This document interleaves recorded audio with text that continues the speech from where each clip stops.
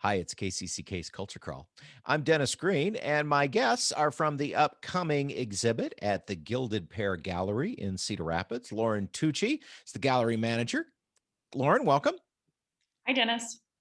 And the artist whose show is called Anyway New, Therese Merdza, joining us from her studio in Portland. Therese, welcome. Thank you, Dennis. Hi, Lauren.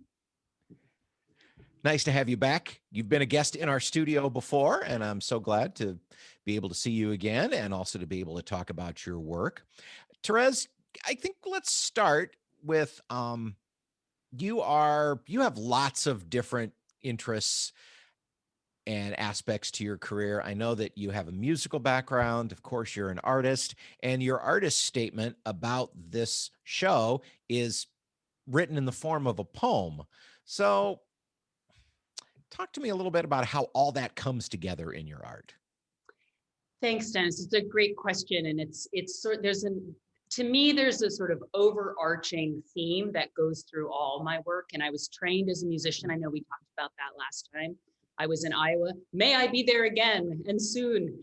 And so from there, then I studied theater, and there was a performance aspect to that. And then I concentrated on just writing, and then I missed the performance. So then there's something that I found.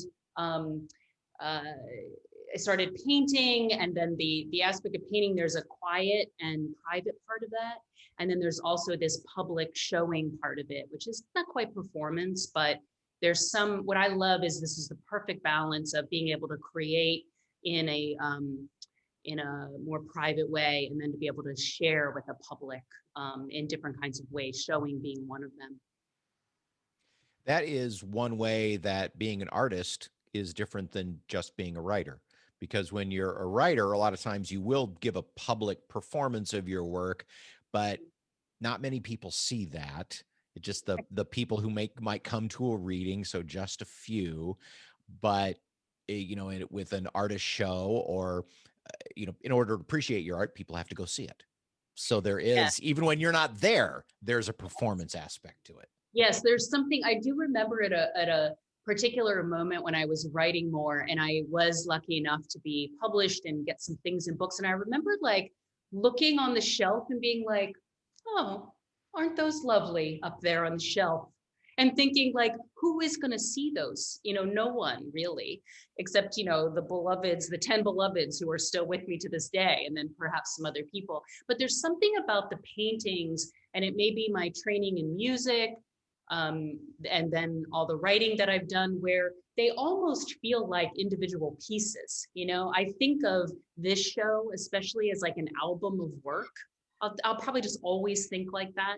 Or I think of like a collection of essays, like these pieces are a collection of essays. It's just sort of how my brain works to both lift up each individual piece, but to understand that there may be some theme that emerges, and I may know that beforehand or not. But I'm with you. Like the writing itself, which I loved and still do, there's still a little bit of me that enjoys the interaction, the more direct interaction. You're right. Whether I'm there or not, people get to interact with the pieces. So, Lauren, as you're curating an exhibit, especially one like Therese's, is it a book or is it a performance? Ooh, good question. Oh, that is so difficult because I would say it's a book. I would say, in the way that I see some of Therese's pieces and the writing that she always provides with it, it is a book, but it's not like something that quite ends. So it's difficult. A performance kind of lives on, and it has like this different form that it can take on, either in the form of a video that lives in the digital realm for a long time, or it lives as an idea. I think a book opens and shuts. So I think it's kind of like a book because I enjoy the writing along with the paintings, because of so many words that are associated with her paintings. But I don't think the book shuts. So yes and no. Those who are watching the video can see one of Therese's pictures in the background, works in the background of of Lauren's part of the video. Well, we could kind of see some stuff in progress. Yeah, a little bit. Yeah, I spoke when we when the date came up for this piece, I was like, oh, the studio is going to be pretty empty because we sent everything. I sent everything to you all, but there are a couple pieces, and I've got some things to stretch, and I thought people would enjoy seeing the kind of remnants of what a studio wall looks like when it's been worked on for most of a couple of months. So Lauren, apparently you've got all of Therez's pieces right now. How many are going up? 15 paintings plus a couple here and there. And they just arrived this morning, actually, which was a happy surprise. They just shipped out on Thursday, and we didn't know if we were going to have them here today or tomorrow or the next day. So we're happy to be able to show you a little teaser right now if you're watching the video.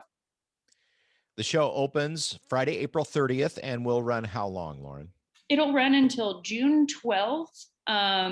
We'll announce a little special treat that, whatever doesn't sell at the end of the show will remain here and have a smaller showing space. But June 12th will be the official date for the main exhibit space. And then we'll have a Facebook walkthrough on Thursday evening to kind of like release the paintings into the public wild. Therez, you wrote, I've read the poem, Anyway New, which is just beautiful. I'm not going to ask you to read all of that right now, but if you can, in, a short paragraph, what is the theme of Anyway New? I would say that, some artists are talking about this and some are not, but like to create during a pandemic,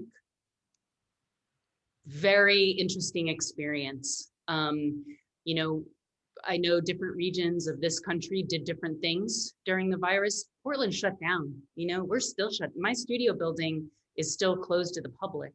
So there's a way that to work for over a year now with no open studio events, no students in, no nothing. There's been a few people here. I've had access to the building and access to my studio the whole time, but it's been a very, very different thing. And so, much of our city is shuttered, and we've had very strong uprisings, which I support for Black lives. And there's been a lot of difficulty here in the city. And so the idea that artists, myself included, are still able to not only live through that, but to also create something. And for me,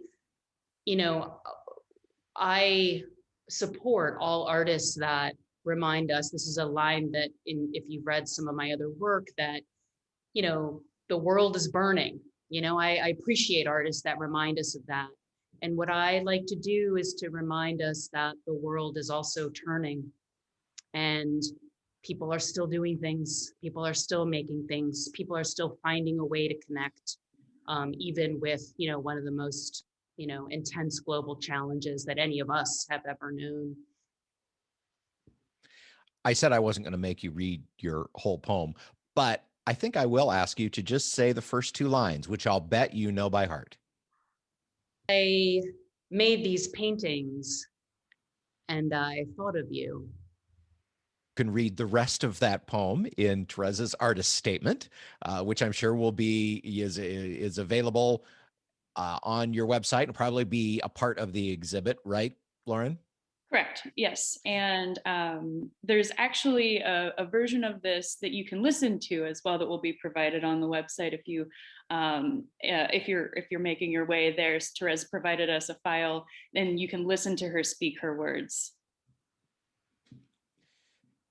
It's Anyway New, opening at the Gilded Pear Gallery on April 30th and running through June 12th. Normally at this time, Lauren, we talk about some events and things like that, but you confided in us right before we started that with things so up in the air, we're just going to kind of keep that in the planning stages right now, because maybe online, maybe in person with any kind of luck. We'll have something for sure. So nobody's going to miss out on anything. We're just keeping the door a little open right now. And especially with how things are going, and planning things have been difficult through the pandemic, but now that we're getting a little bit closer to some things, we're leaving it open, but we'll have something. And so fear not, Therese will be present. Stay tuned. One way or another. Always. Well, it's so great to get to talk to you. And Therese, thank you for shipping your art and your words to us. And with any kind of luck, you'll be here in Iowa sooner rather than later to that we can appreciate everything in person. May it be. Thank you. More information, of course, and Therese's words and her words spoken that you can listen to as well will be on the Gilded Pear Gallery website, which, Lauren, is gildedpeargallery.com. Watch that site and the Gilded Pear Facebook page for more information on this and all the exhibits. Thank you both for joining me today. Thank you, Dennis. Thanks, Dennis. Bye, Lauren. See you soon. Yes. You can hear the Culture Crawl live on the radio most Thursdays and Fridays at 10:20, or download the podcast, watch or listen on your own schedule at kcck.org/culture, or however you get your podcasts. I'm Dennis Green, and I'll talk to you later.